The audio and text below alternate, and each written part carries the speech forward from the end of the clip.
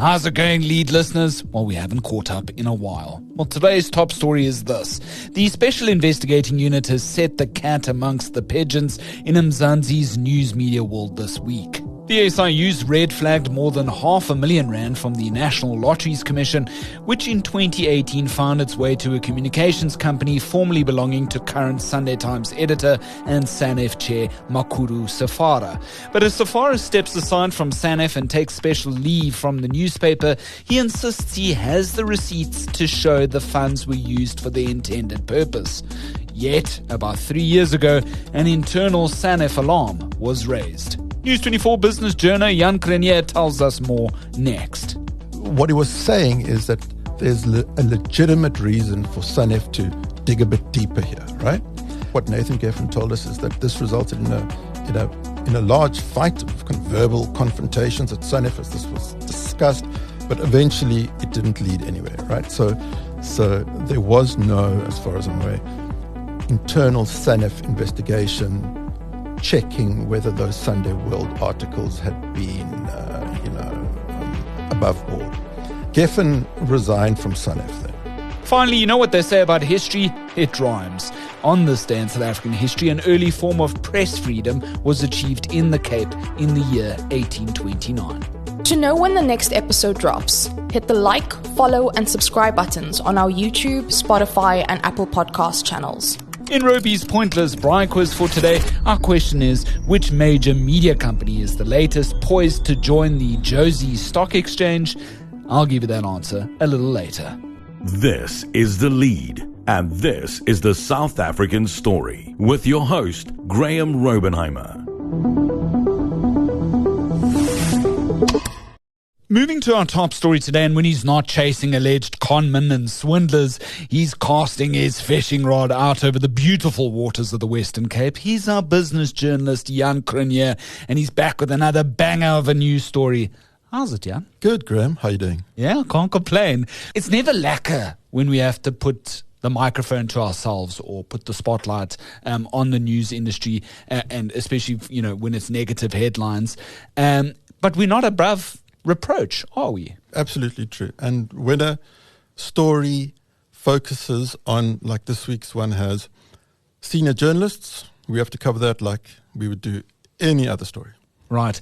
I mean, Raymond Joseph, a veteran newsman in South Africa, has been very much to a certain independent degree, and with the Ground Up News Agency has been which is one of News 24's news partners, has been focusing on the National Lotteries Commission and the alleged high stakes graft that has been there for the longest time, right? I mean, this is a story years in the making. Correct. And Raymond has really been the driving force behind this. I think we can call him the guru of the lottery coverage. So for the past few years, he's been breaking stories about wrongdoing at the lottery, insider trading. And while at first the lottery vehemently denied all of this, it was later proved that much of what Raymond was saying was true. As you know, Graham, the board of the National Lotteries Commission has been replaced. There are investigations into it. The MPA is involved. And this story that we're going to speak about today is linked to the question of what the lottery did with its funding. Yeah, and, Raymond has also allowed us to be in a position now where the new license that is going to be coming into play for whoever, becomes the lottery license holder and ensures that it's, fair and free for everybody to take part in. We're looking at that a lot closer. There's a lot more scrutiny in the awarding of that. And of course, we don't have enough time to even go into that entire story. One of our colleagues, Zara Karim, with the News 24 investigations team up in Jozi, has done stellar work in that regard. Okay, but the SIU, as the Special Investigating Unit, its job is really not just the lotteries, but where there's alleged graft, it needs to vigorously go after these agencies and try and recoup, what is considered to be tainted money or lost money. And here, the latest is that around 3.2 million rand has now been recouped in regards to this grant funding that was handed over to some, intra-connected media companies, right? Yes. So almost every week, Graham, we get a update from the SIU about action that they have taken with regards to the lotto. And the latest one was interesting for us. So the Special Investigating Unit, as you say, it's a forensic team of investigators that the president says investigate this. They do not find people guilty, Graham. I think this is important. They do the initial investigation, and once they've finished, depending on what the outcome is, they pass it on to the MPA. So we're at the stage now where they have announced the outcome, so to say, of this specific investigation. And what happened is in 2018, the National Lotteries Commission, that's the arm of the lottery that does grant funding to good causes, okayed grants worth 3.2 million to 2 companies. These were both non-profits. One is called Zipsiflow, and the other one was called Toddy Media Development Foundation. And they actually share directors, so these companies are linked. That in itself is not strange. That's what the lottery is supposed to do, give money to good causes. What's the new development is the SIU announced earlier this week that these 2 companies had now paid back everything that they were granted. So 3.2 million in total was repaid under an acknowledgement of debt. Half of that, or thereabouts, went specifically to this Toddy Media Development Foundation. And this is really where the crux of our reporting and your bang of a news story that went out on the front page of News 24 this morning, where we'll be focusing now. The money's been paid back, but initially the Toddy Media Foundation had essentially sent funds to 2 other smaller media companies here. And I think that's where our story begins in terms of, I feel the red flags are starting to be raised. Why was it subcontracting here? And one of these companies is linked to the current Sunday Times editor, Makhudu Sefara. Is that right? That is correct, yes. So as you said, 1.5 million odd went to this company called Toddy Media Development Foundation, a non-profit. It then paid on this money in 2 tranches to 2 other companies. One of them was called Black Dangaree, which got, I think, about 900 and something thousand. And the second company was called Unscripted Communication. Now, what's important for us about unscripted communication is back in 2018, its director was Makhudu Sefara, who was, and we'll get into it in a sec, the editor of the Sunday Times. So I think let's maybe quickly just jump into Sefara and what's happened to him recently. Yeah. Okay, so the money goes to Sefara in 2018. Today he's the Sunday Times editor, and he's headed up chairperson of the South African National Editors Forum. But in 2018, let's be clear from the outset here, he was not a working journalist, was he? Correct. Yes, he wasn't at the time the editor of any publication at that 2018, in the year of 2018, so to say. He had been the editor of some quite major publications before that, and after that, he of course joined the Sunday Times. But in 2018. He was working as a communications consultant, and his company got this grant via the Toddy Media Development Foundation of 550,000 Rand. And that, Safara said, was used for what it was supposed to be used for. A community media event at the Birchwood Hotel, you probably know it. Yeah, and it's was about development reporting. Correct. Thereabouts, which I actually think is a very critical... Yes. So he says he has the receipts for this. That is what he said. He said 50 community print and radio journalists attended this event on December 11, 2018. It included accommodation, flights and logistics. So what he's saying is, I can prove that the funds that I received were used for the purpose that they were supposed to be received for. I wasn't a journalist at the time. And he adds, the SIU never contacted me for my views on this. Sure. So he is defending himself, saying that it's grandstanding that his name was even mentioned in this media release, in a WhatsApp to me this morning. He called it a travesty and some other words. So he's intending to vigorously defend this. I get the sense that he believes that the SIU uses his name as a means for the agency to make the headlines of the day. Yes. That's definitely the implication there. Yeah. Okay. All right, but still, the pauper are somewhat dancing for Safara at this stage due to the negative outline of all of this. What's happening in terms of his current Sunday Times position, and what is Arena Holdings, the granddaddy of that particular publication, stating at this point? And then we understand that there was this meeting that Sanef, very quickly held this week, right? On both scores there. What's the update for Safara at this point? The SIU put out its statement yesterday morning. By yesterday afternoon, Arena Holdings, as you say, the parent company of the Sunday Times, said he had been placed on special leave. And Graham, I think it's an important term that. Special leave doesn't imply wrongdoing. It's not precautionary suspension. It's a different thing. And they said that they had appointed an independent investigator to review the facts, and the deputy editor has taken over for now. Arena also said that when they asked Sefara about this, he denied wrongdoing and said he could explain. Sefara has also been, since February last year, the chairperson of Sanef. Now, that's an extremely important role. I mean, Sanef is the body that represents journalists in South Africa. And the rights of all journalists. And it's a highly prestigious position. It means that you've either been in journalism for, more than 20 plus years, and you're considered a senior manager, somebody who's led, notable newsrooms, in my mind's eye, at least. Right, absolutely.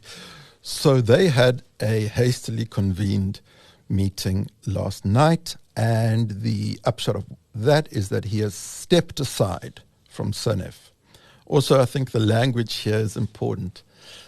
Again, it's not suspension, precautionary suspension or something like that. It is stepping aside, while Sanef said he, quote, responds to the allegations. And then Sanef is also going to have its own independent investigation into what happened. They made it clear that in 2018, when the payment came to his company, he wasn't at Sanef, and as we've said, he wasn't working as a journalist at that time. Okay, so that's the very latest there. It's quite messy, though, when we drill down even further now within the context of the South African media industry. And, you've got somebody like Professor Anton Harber, who's previously thrown his weight behind Raymond Joseph's I think he's still with Ground Up, correct me if I'm wrong, but Raymond Joseph's editor at Ground Up, which is Nathan Geffen. Why so? Nathan's been quite outspoken, vocal in the past about Safara within the context of Sanef. Here's where things get a little bit prickly. Yes. Here's where the story absolutely gets a little bit more complex. I think Raymond Joseph is a freelancer, but he's very much linked to Ground Up because his articles appear there first. I don't think that he is a permanent employee. I may be wrong. He's probably going to WhatsApp me later. He's listening in. Sorry, Raymond. Back in 2023, when Safara had joined Sanef in another capacity, he wasn't the chairperson at the time. Nathan Geffen, the founder of Ground Up, a non-profit investigative journalism site, raised concerns about what he said was the type of articles that the Sunday World had been publishing under Safara's editorship. So now we have to, again, jump back in time.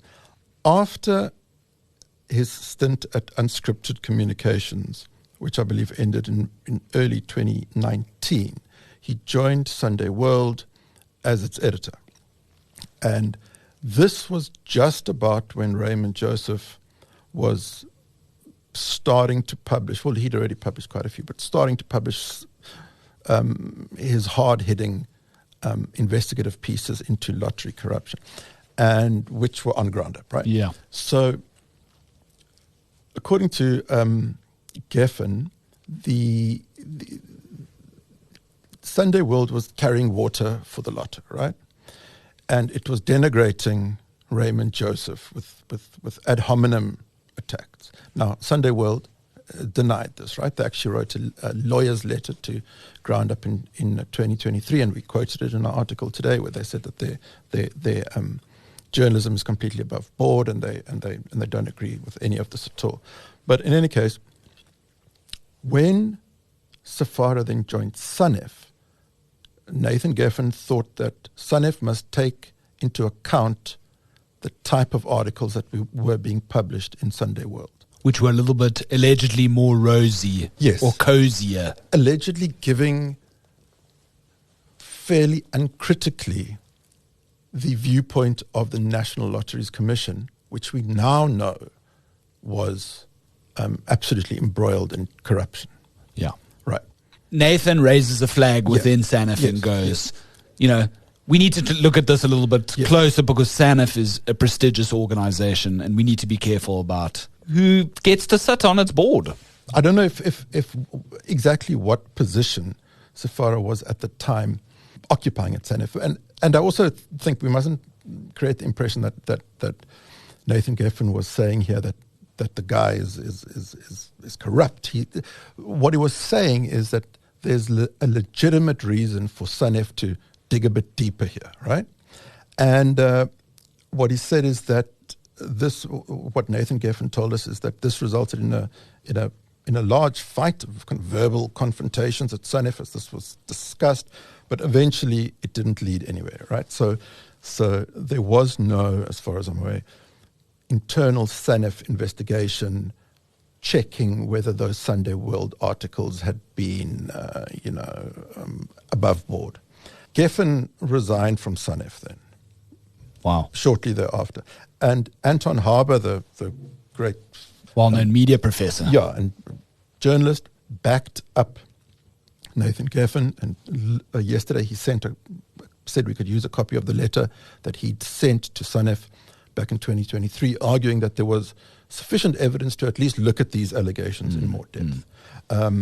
Safara said to us, quote, I'm going to quote here, Geffen was defeated in a debate that was only huge to him.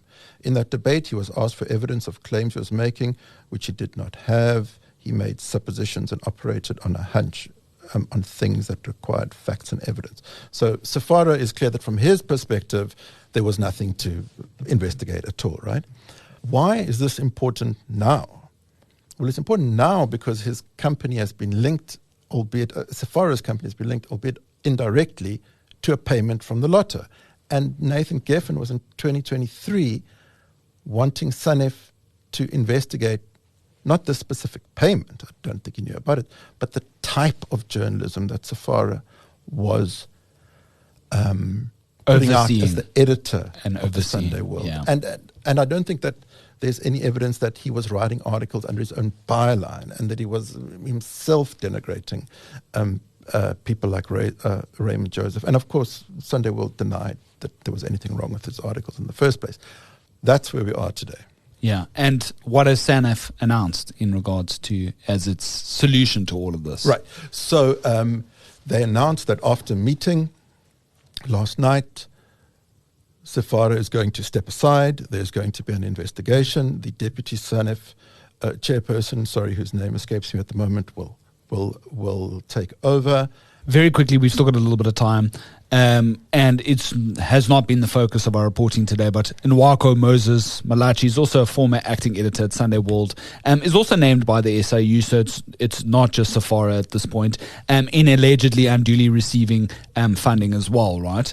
What do we know? So this, as you say, it was not the focus of News 24's article today, but there was a second journalist named in the SIU media statement. Now, Mzansi has denied absolutely doing anything wrong, and interestingly, he told us that the SIU had got its facts wrong, like you'd say in court, made an error in law, thinking that he was a director of this company, the Todi Media Foundation.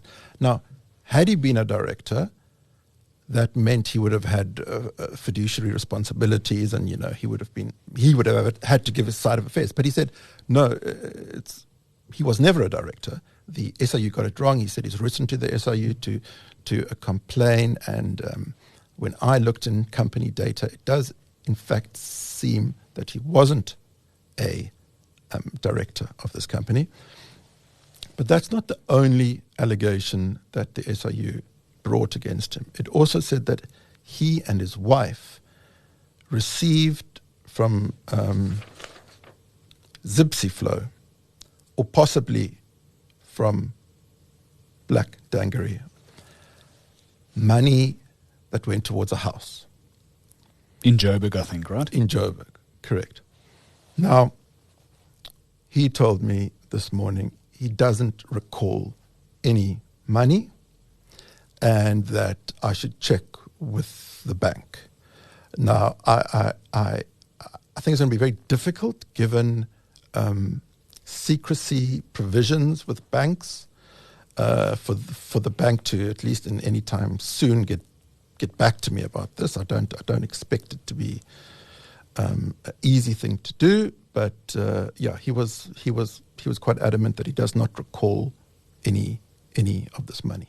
Look, I said it in the beginning, and I'm gonna I just wanted to add why I feel like, the money going to Toby Media Foundation or Zipsiflow and then suddenly going via conduits to these other offshoot media companies. I feel like for me that's where the red flag lies, is the subcontracting. It's like, you get a bit of the pie, you get a bit of the pie, you get a bit of the pie. And in Safara's case, he says he's got the receipts. But I still feels like, why isn't it the Toby Media Foundation setting these things up? Why does it have to go to all various corners? And I feel, for me, that's where the red flag, I feel, lies. Graham, you're right. And we know from looking into many other cases of lotto grants where there was confirmed wrongdoing, that one of the ways that this happens is that money flows to company A, and then it's broken into smaller pieces and flows to company B, C, and D, and that is broken into even smaller pieces. So the problem is that on its own isn't enough to indicate wrongdoing. Of course. What you would have to do is look at the briefing, the pitch document that Todi actually gave to the lotto to say this is what we intend to do with the money. Yeah. And had they, from the outset, said, yes, this money is going to come to this company, which is just a holding company, then we intend to pay it forward to these two companies. That's one thing. If they claimed that they themselves would be using the money and it wouldn't be going on to third parties, that's something else. Now, I haven't seen any of those documents. In the short statement that the directors of Todi and Zipsiflow gave us earlier today, there was no indication of any of this kind of detail that we'd like. So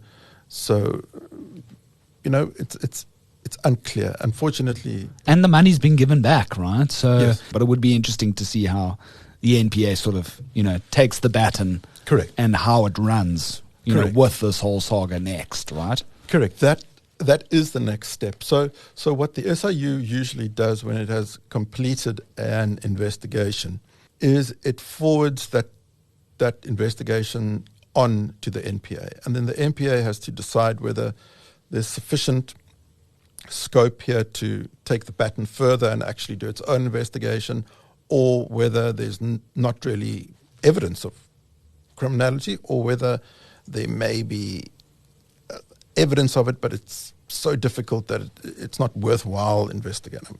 I mean, it's tricky to say how those internal NPA decisions are made, but that is the next step that we are waiting for. And the SIU has said that it has sent this investigation on to the NPA. Right. And of course, the former head of the SIU, Advocate Andy Mutibi, is now the head of the National Prosecuting Authority. Correct. So there's definitely quite an extensive working relationship, yes. Just as an aside comment there.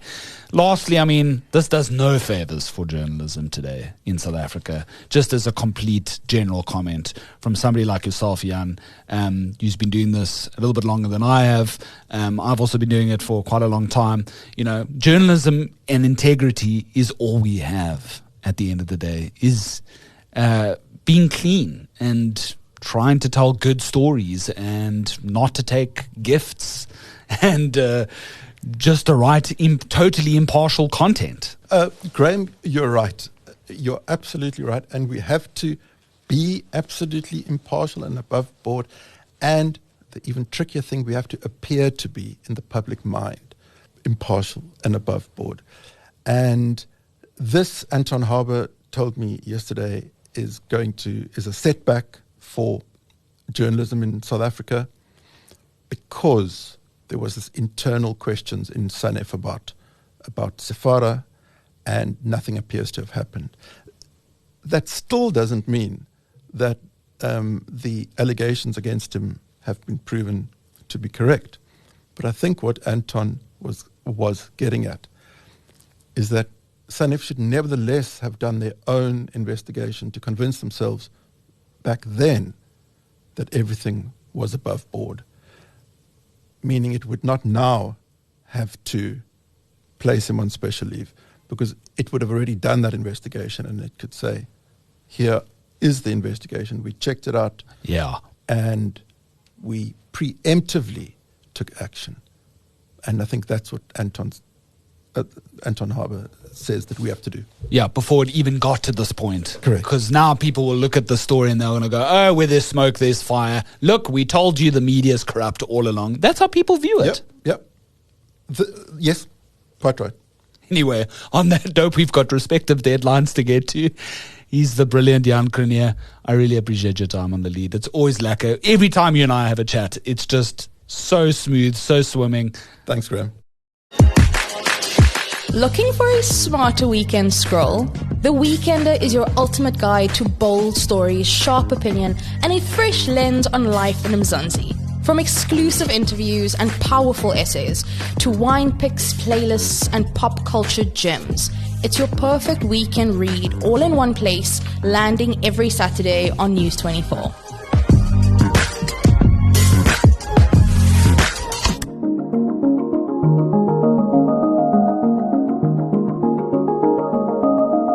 And finally,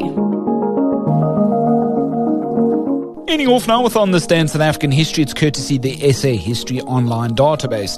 And you know what they say about it? It rhymes. On this day in South African history, the 29th of April, 1829, an early form of press freedom was achieved in the then Cape Colony.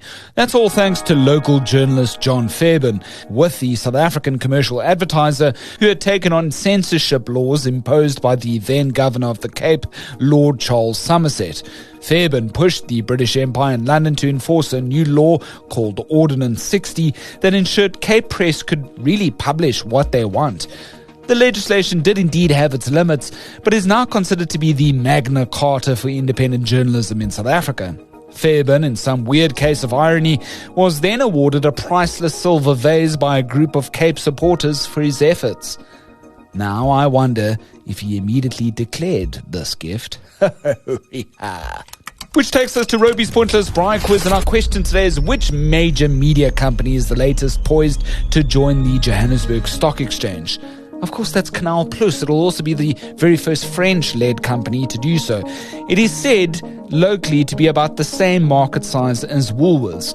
Well, Canal Plus swallowed up local media giant MultiChoice late last year, but this move has since proven to weigh down on Canal Plus's overall revenue intake thus far, according to the latest reports. And that's thanks mostly to MultiChoice's baggage of declining subscriber numbers. What a media-heavy edition this has certainly been. Well, thanks so much for tuning in to The Lead, now broadcasting Monday nights, Wednesday nights, as well as Thursday nights. That's 3 times a week at 7 p.m. Drop us a comment below, drop us a mail at thelead@24.com. The Lead's grown to around 1.3 million listens in the past more than a year or so. It's been an absolute pleasure to have conversations with several newsmakers and only the top journalists here at News 24, some of whom I now call friends. We've got one more edition this week, look out for that. My name's Graham Robenheimer, and so long as there's trusted news first, we'll have The Lead.